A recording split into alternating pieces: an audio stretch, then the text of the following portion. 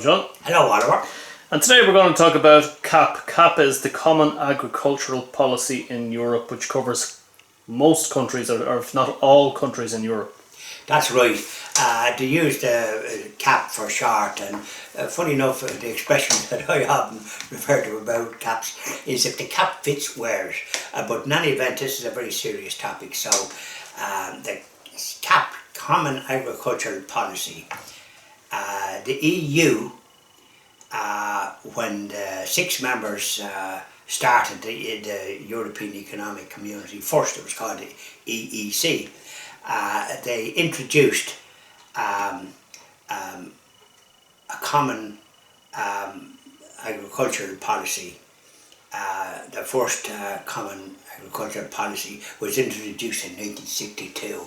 We were outside the door of the EEC on 1962, although we applied along with Britain, and General Charles de Gaulle said no in his particular French, even though he had got help in London during the Second World War. His appreciation of that evaporated very quick, and he said no. So Britain and Ireland got what you might call the bums rush. They weren't allowed into the into the EEC as it was, but subsequently they were able to join in 1972-73, and in they went with their hand out for wherever was going. And so the first Common Agricultural Policy, I'd say, was in 1982, and dealt with trying to harmonise agricultural policy and give support to farmers, because don't forget, farmers had very hard to make a living on the farm in those times. So then the next reform in the Common Agricultural Policy was 1984. Yeah, I just want to say, John, that the reason there was a reform in 1984 was because what we had in Europe was with an excess of butter. It was called the butter and the food mountains, basically. That's right. So you had an excess amount of milk, grain and butter particularly. What they've done in Ireland and probably other countries, in Germany I think they've done it as well, they gave out these free butter vouchers to actually to offload the butter. Because there was so much of it. Yes. I remember that, in the 80s as a child, right? But unfortunately the reforms in 1984, it was around 1984 in Ireland that intensive farming began. That's right. And that caused a lot of problems for the environment. And an example was, if you had, say, your average farm probably in Ireland would be probably 60 acres, no more than that. That's right. Okay, so what would happen is in the 60 acres you might have,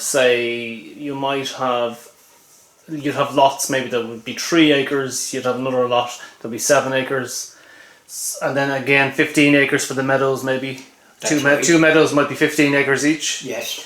But then what happened was the EU decided, okay, they give grants to remove the hedgerows, and this is where it all went wrong for the wildlife. It did. So what you'd have in the farms is they'd remove the hedgerows, so now you're left with 6 plots of 10 acres each. That's and right. They'd remove a 10 to 15 to 20 foot hedgerow, the entire width of the field, and they replace it with a little electric fence.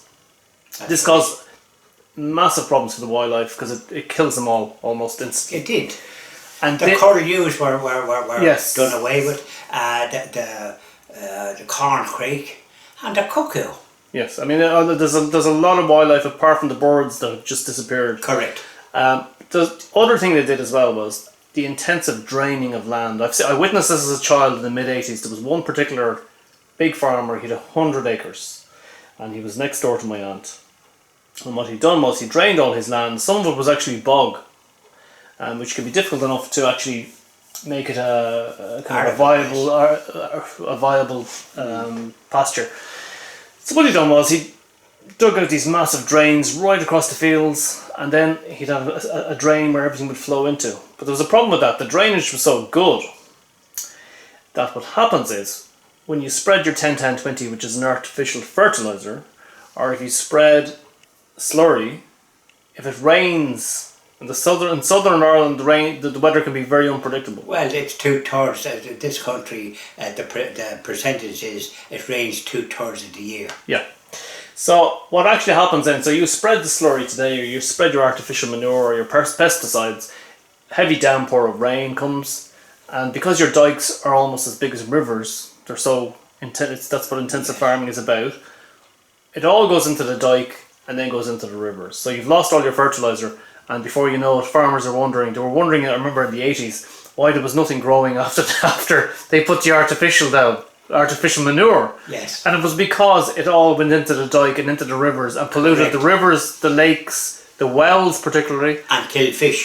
Killed fish, and people And nowadays... water couldn't be drunk. Exactly. All over Ireland now there's wells, okay, that you can no longer drink out of. And this is a result of the common agricultural policy, because the government gave money to remove hedgerows, dig massive drains. It's completely destructive.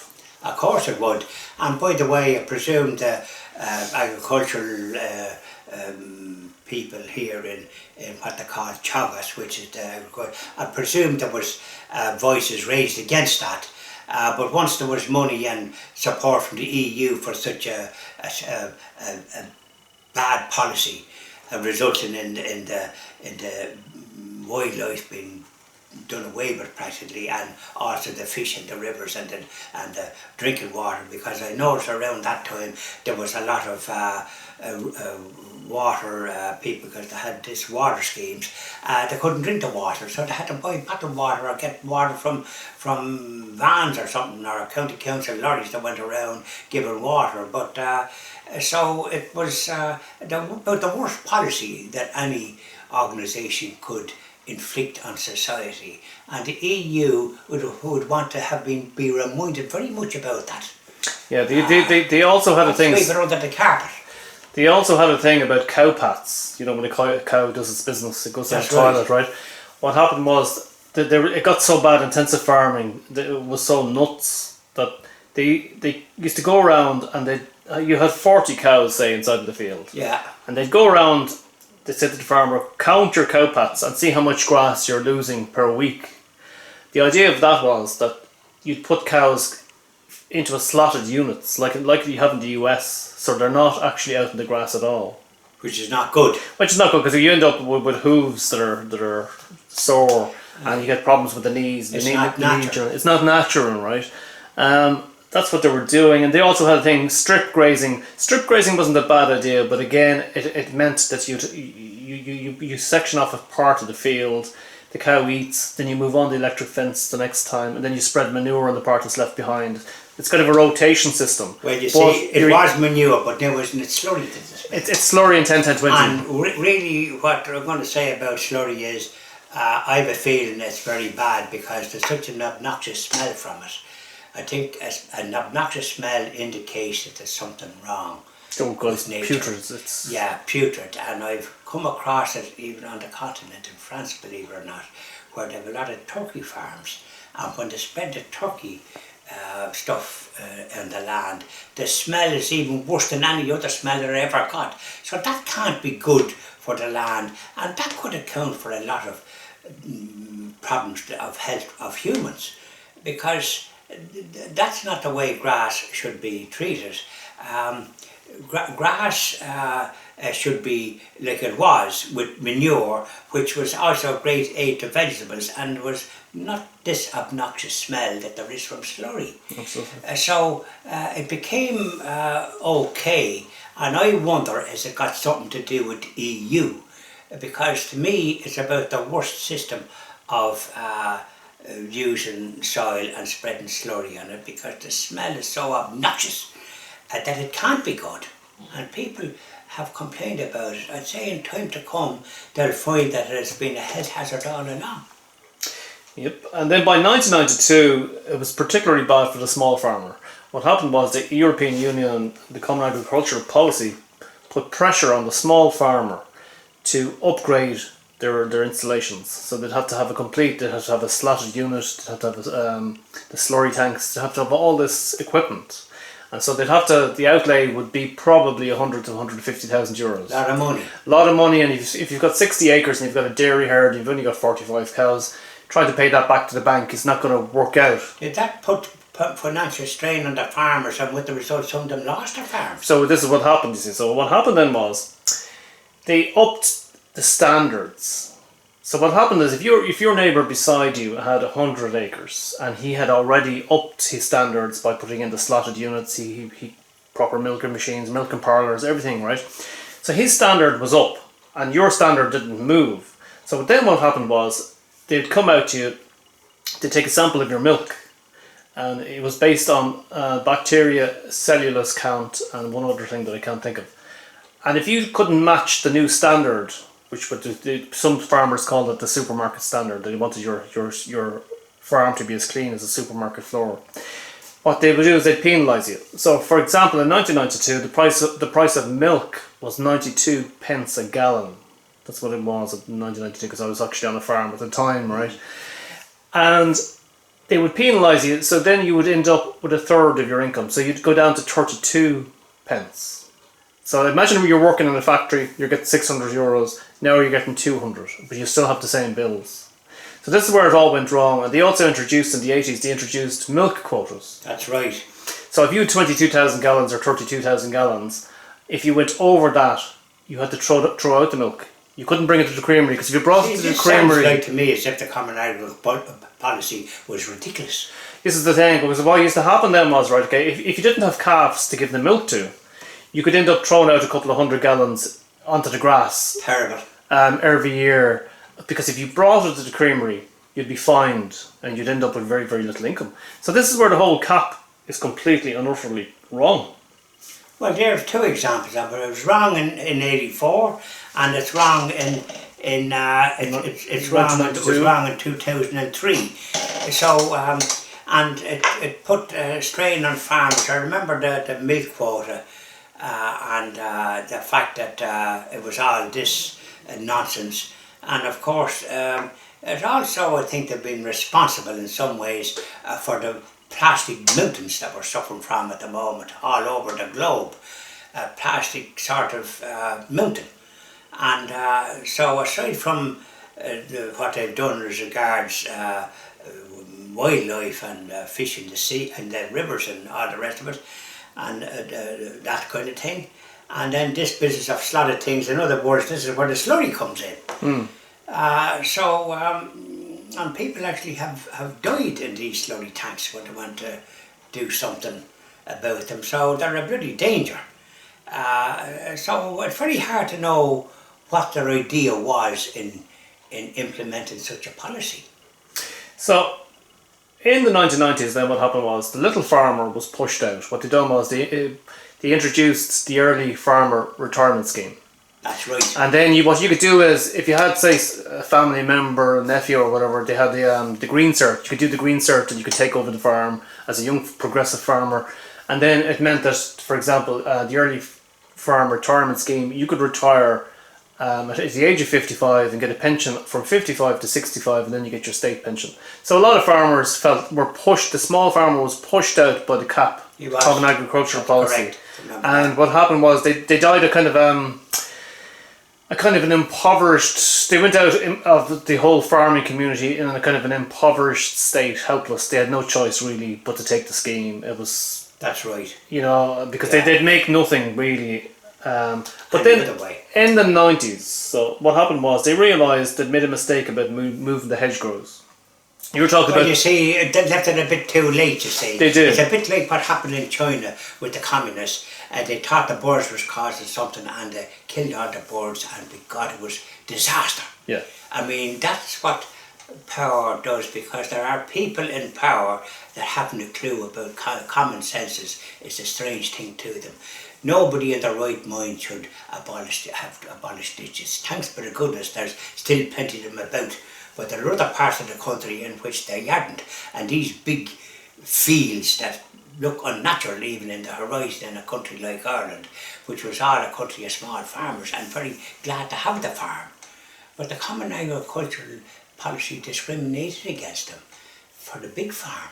Absolutely. And so in the 1990s there was talk anyway. I mean, they pushed a lot of the little farmers out.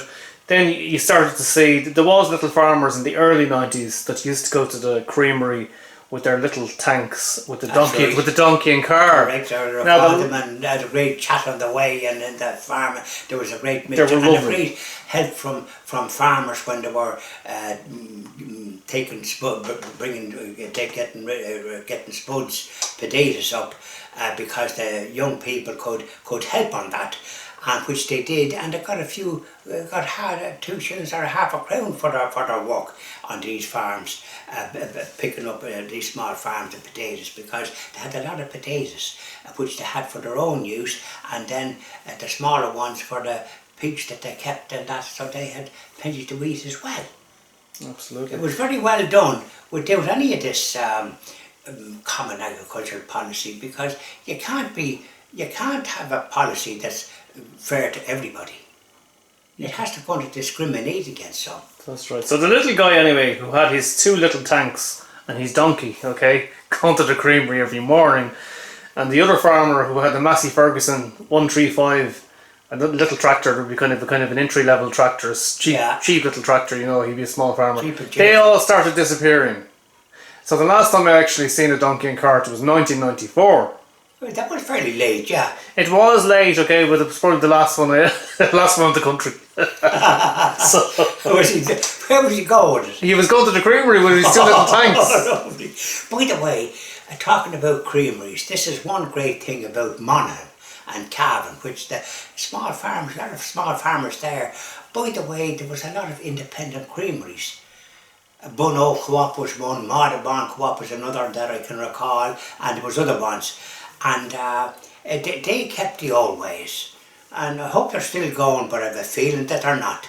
Yeah, I'm going to have to check those now in due course, because they were going there up to the 2000s. yeah. And I don't like these big monopolies in the farm, because the small farmer loses out there. It does, absolutely. And of course now farmers, I was talking to a small farmer lately, and he recalls helping his neighbours with his potatoes and that, because there was great cooperation.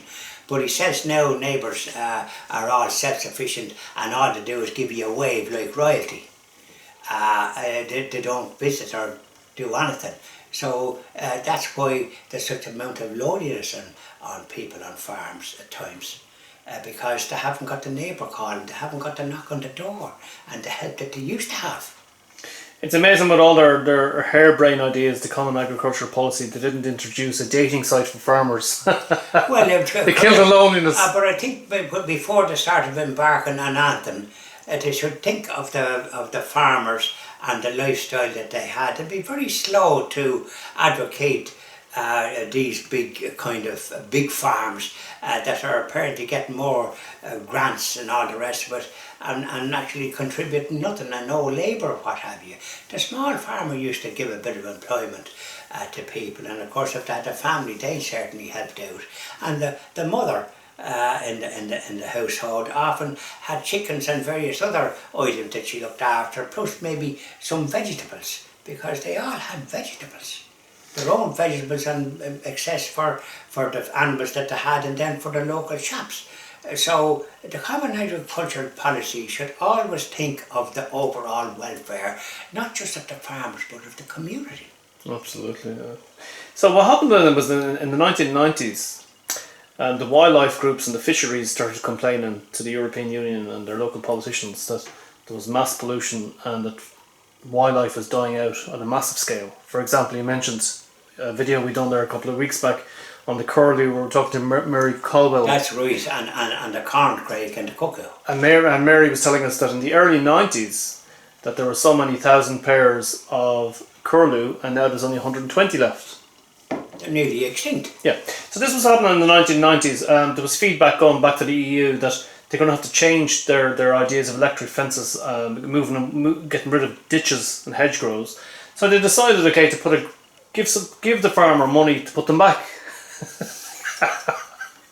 This is how crazy it got. Okay? So they gave them money to take them away first, and now they're giving them money to put them back. So and they're giving them money, by the way, to have some of the land for for the environment, for birds and bees and all the Yeah. rest of it. So this started in 2003. Okay, there was the first mention of the environment in the CAP policy in 2003. They realised they were going down the wrong road. Yeah, no point in them all living in Brussels in cities where they'll probably never hear the song of a bird unless they have a canary in a cage. They might hear it then, all right, but otherwise, what birds are they going to hear them in those skyscrapers in Brussels? Yeah. They know nothing about birds and bees and all the rest. They wouldn't see a bee because if they saw a bee, they'd wonder what it was, maybe. Yeah. So there's no point in them talking about common agricultural policies when they know nothing about it. Absolutely. So then the fourth reform came in 2013, and they backed it this time with money, and they gave a greening payment, it's called. So they gave so much money. I think it's 30% of the money now is from the CAP is towards greening. That's from the set aside business. The set aside, yeah. So Yeah. you set it aside, and I have seen plots around the country that is set aside. Correct. The only problem with the land that's set aside is that it becomes waterlogged, and you get rushes growing everywhere, which is not bad for some animals that might suit them, Yeah. okay. But it's unsightly looking. Oh, it is. But there's other ones now that has this set aside, and it's not really in that sort of rushy type land. It's in kind of good land, and they're not obliged as well to cut for this silage and that to cut the grass. They have to leave it grow and in fields adjacent to it until about the end of July, so it's then the birds and the bees, that there's pollen for the bees and all the rest of it. Absolutely. So that seems to me to be a more enlightened policy, and thanks for the goodness, a lot of farmers did not remove the ditches and all the rest of it, but I presume the big farmers did, and this is why you have the absolute that corn crake and the curlew and the lovely sounds of summer and crickets. I don't think I've heard a cricket now for a good bit in the grass, and I used to hear them there in County Roscommon and these places where I lived, and it was a lovely sound in summer, the crickets in the grass. Mm-hmm. I think there was also a decline in the donkey numbers in Ireland, and then they introduced a grant. I think you could get 1,300. I'm not sure about this now, but I remember there was something about you get 1,000 or 1,300 per 2 years or 3 years if you kept a donkey. Which was good. Which is a good idea because the donkey was dying off. Aye, and top of that, like, by the way, the horse was a great farm animal, and in many other ways, in many other occupations, in the 50s and 60s. That's right, yeah. Now, I think the Common Agricultural Policy should not have the country denuded of these marvellous sights that we were familiar with in our youth. Because the noise of tractors and machinery in the country now, the sound of the silence that we had and the songbirds and all the rest of it, now it's kind of machinery of one kind or another in farms making a racket. That's right. And it's no ways conducive, and you very seldom see a farmer in the field as you used to see years ago, tending the farm and all. Making wines of hay. Aye, and all the rest of it. So it's quite a lonesome looking occupation now. They're on their Todd Sweeney all the time going about. And that's not conducive to be, people are not meant to be like that, including farmers. They have often a lonely occupation, but going to the creamery as they used to go, the Common Agricultural Policy should have never done away with that. Because that was a social business for farmers, and swapping stories and a bit of gossip and a bit of laughter and all the rest of it. Now they're on their own. You can't be laughing at yourself when you're on your own, can you? Yeah, absolutely. No. So they introduced a greening payment. You can't be talking to the cows and the grass and the trees and that, like. Well, it's funny enough, do you know what? And I've noticed this over the years, a lot of farmers talk to cows all day long. They do. They have full conversations. And they often sing to themselves to get more milk. That's what they used to do. That's right. But this is when they were milking them in the old traditional way, which is all I remember when I was young. And one lad that I knew used to have some kind of a music for the cows, and he claimed he got more milk that way. Yeah, I heard that. So I can imagine the sound of music coming from cow buyers and all the rest of it. And this song of the cows, he started to say, who's he singing to? And I remember he used to say, oh, he's at it again. He's going to get more milk. And there used to be a bit of a humour in the house. Oh, he's at it again there now. He's in boys there singing to the cows. This is when they were milking cows. And most farmers had milking cows. But with the way the cap operated, a lot of them got out of that. Yeah, now some of them is getting back into it again because they've stopped this nonsense about milk mountains. There's a lot of hungry people in the world that they can disperse the food to and not be just having mountains of it. Absolutely. But people are starving. But my Aunt Mary, who you know very well, you often had a good chat with her on the phone. Did, yes. Oh, marvellous person and doing great work behind the scenes. She had no time for cap. Wasn't she ahead of her time? She had 60 acres, she'd 45 cows. And that was a great number of cows on 60 acres. But these are all milking cows. These were all milking cows. But now, what way did she milk them? So she had two machines. Okay. She was ahead of the posse there. She was two machines by the 1990s, 1992 you're talking about. But she had a very personal relationship with her cows. Each cow had a name. Okay? But they were called... Well, that's what you call a proper farmer. One of my aunt's hobbies was style, Hollywood style. So all the cows were actually called after a Hollywood star. So we had a Rita Hayworth. Okay? Very good. We had a Dolly Parton. Oh, with the Lord. Yeah. We had a cow called Elvis. And there was one cow she didn't like. Because every cow has a different personality. That's very, very true, and people don't realise it. She had one cow with a very unflattering name called Blockhead. She couldn't go into his own style, really not. She said to me, he's got a square head like his father. It is the beauty of it. Because funny enough, I said to some people I know in the farm, I said, tell me something, what is ink ank under the bank 10 drawn for?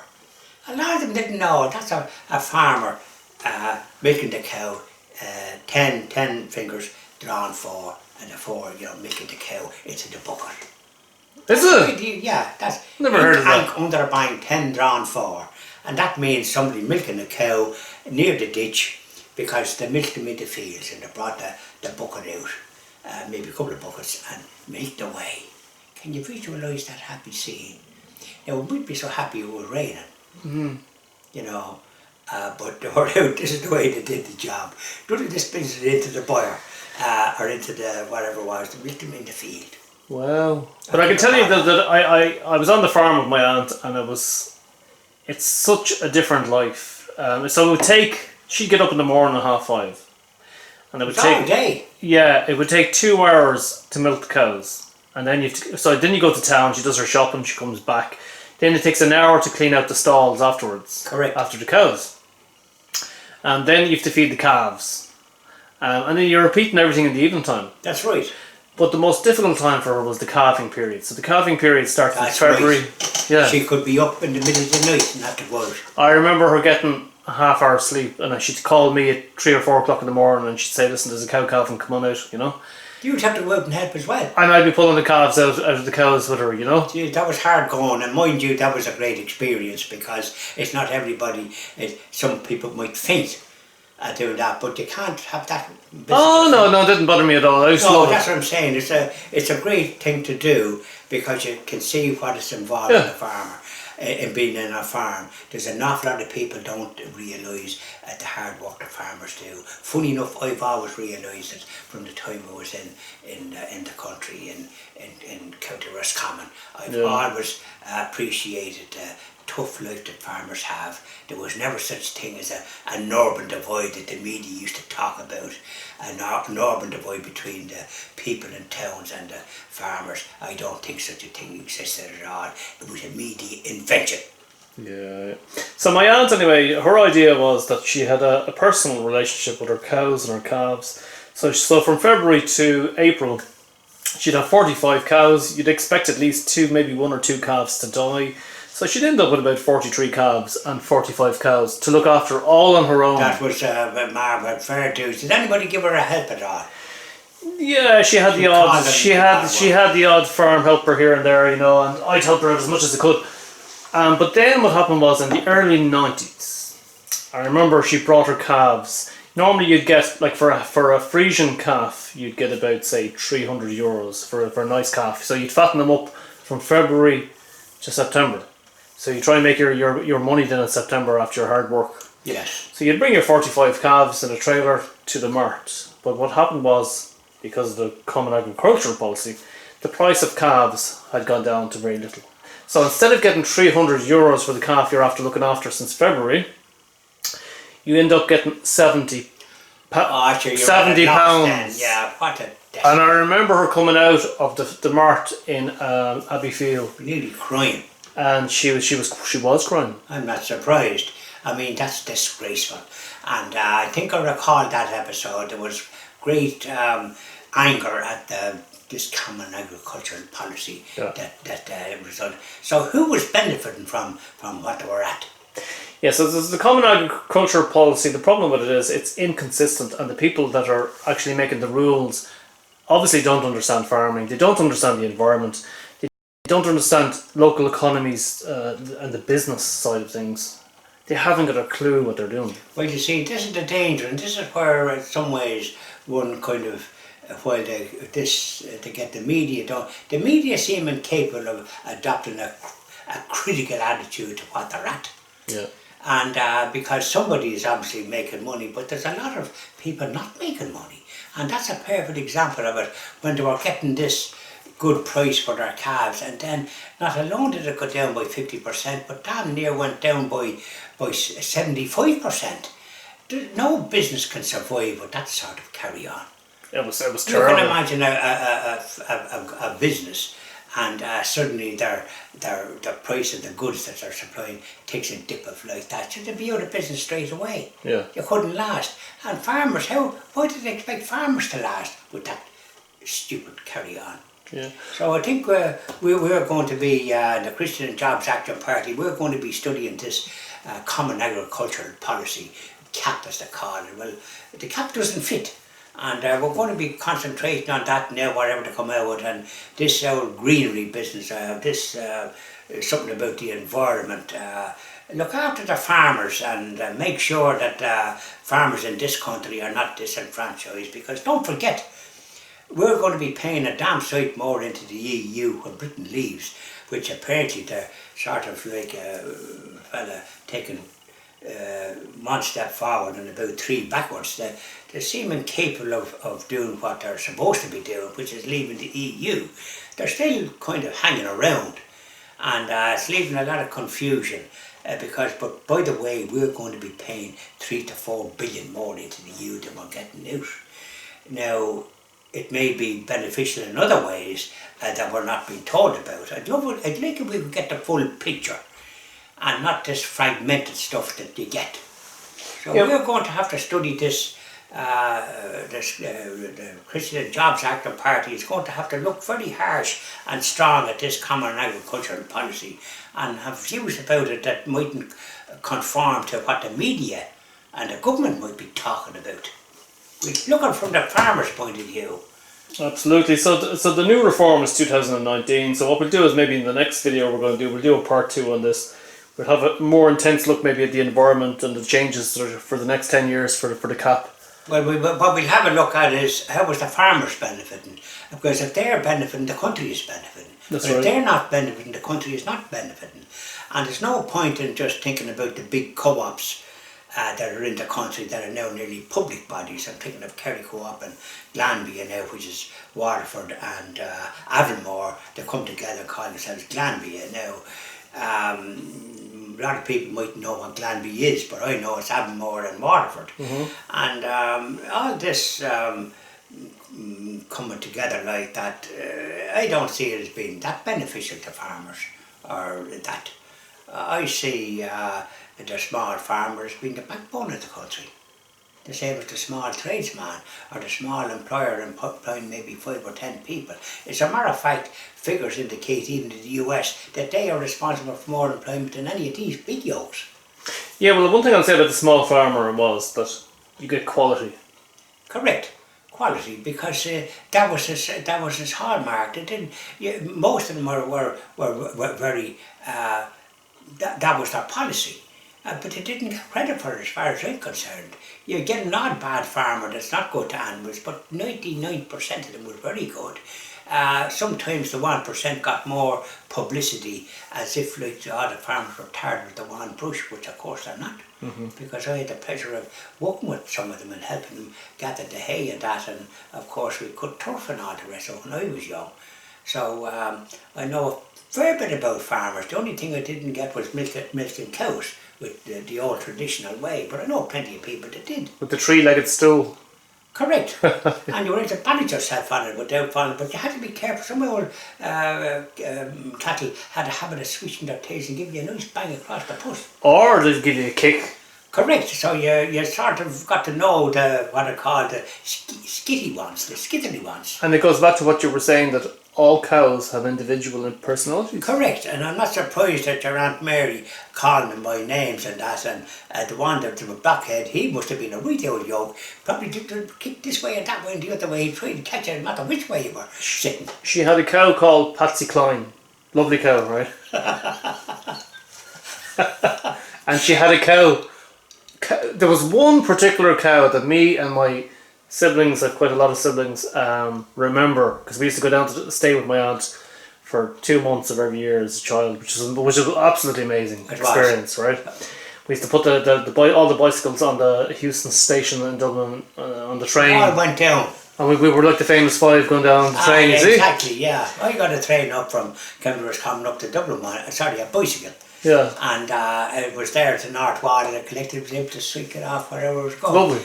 Now, what were you saying about that? So, but the thing was, there was one particular cow, right, that was almost human. And that cow's name was Paddy. And Paddy was, my aunt used to say, he'd nearly talk to you. Paddy was like a dog, in the sense that he could relate to a human the same way a dog relates. That's right, and he'd come over to you. Funny enough, I come across that in one or two farms that come over. Yeah. And they kind of wanted to be with you. Yeah. It's a lovely sight. And they're very gentle creatures, you know. And the thing about her was she'd great respect for them, whereas modern farming has no respect for animals. Correct and right. And this business of having them in these slotted sheds, that's cruel. In this country, that's one of the great benefits, that you can be out in the fields. As a matter of fact, this question of like the names on the cows and all the rest of it that your Aunt Mary had, I think that's marvellous, because it shows you like that which I know that they're all individuals, and they have their own peculiarities and that. And when you're a farmer, you notice this. Yeah. It's the person in the urban area doesn't notice this, and they don't be often informed about it. Yeah. There is not any programs now on the media to sort of show that background, and as a matter of fact, that's where they're derelict in their duty. It should be shown, because farmers account for an awful lot of people in the country that are not, we don't hear what they have to say as much as we would like to.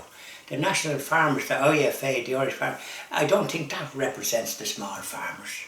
Yeah, they're not the small farmer. Yeah, I mean, firstly, I suppose the small farmer isn't really there anymore. The people that are there now have 100 acres. Generally, they're gone bigger. Yeah, that's generally what you have in Ireland now. Your average farmer in Ireland will probably be about between 60 to 100 acres. That's the right. small little holdings of say 20 or 30 acres and all that, that's all gone. You couldn't make a living. No. You wouldn't, you know what, as well, you wouldn't have the standard required.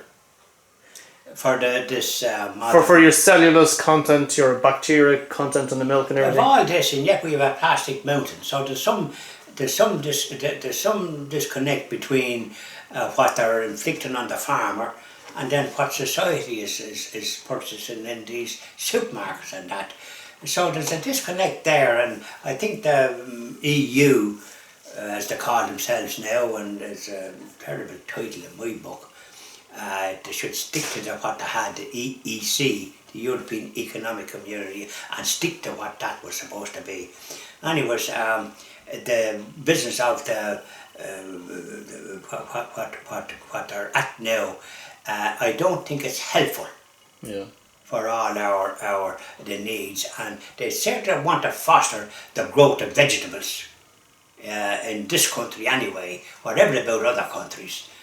But I don't think they have the wit or the brain or the, what would they call it, the objective of doing such a thing. The policies, as far as I'm concerned, that they have adopted has created chaos at times. It has, and think about it, there's a big market in Ireland for organic vegetables. There is, you see, and they command a higher price, but that's what they call them. And when we had them when we were growing up, we didn't call them that, like, because there was none of this, all these imported stuff from the back and beyond, apples and all the rest of it. They have to be probably preserved in some ways, and they're all red when you look at them in the supermarkets, but when you taste them, it's like there's no taste of them. I mean, the lovely apples that grew naturally here, and I've got pears there recently when I was in Wexford. My sister had pear trees and a great crop of them, and I got a good few of them, and they're delicious. Yeah. And none of this additives, they're just grown. But if they were coming from, God knows, some other country and coming in containers and all the rest, they're probably raw when they're coming, and then by the time they come here, if you ever buy them, if you hit somebody with them, you could knock them out because they're as hard as bullets. I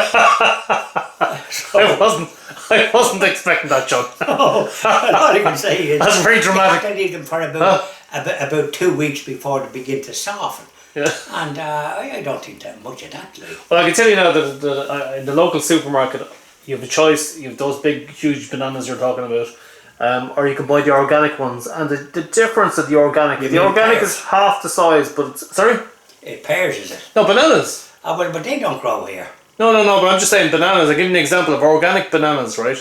The organic bananas, the taste is so much nicer than your standard banana. That's a organic bananas.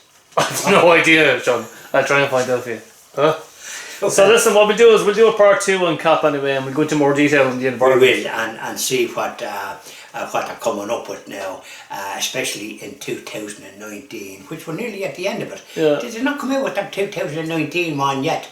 I think it's either in the planning stages or they've done it, but there's plans ahead for the next 10 years, that's the way it works. Well, I think this common agriculture, they want to have a gawk at what they're doing every year, so as they're not making a bag of the thing. But you know what? Maybe not every year, but maybe every 3 to 5 years. Well, you see, for example, what they did about the ditches, they were to rectify that before they got rid of those ditches, because I see a lot of big fields and they don't look too hot to me. They did that in the US, and then you know what happened? The Dust Bowl. Because there was no trees and hedges that... that's what happened in Ireland as well. Well, you see... There was the erosion of the land. There you are with all this drainage. So you need these things. They were there for a purpose. And for goodness sake, just try and give wildlife and all the rest of it. And this ecosystem, what they call now ecosystem, but it's common sense. Just call it what it is. Leave ditches there, leave these other things there, and stop interfering with nature. Thank you very much, John. Thank you very much, Alan.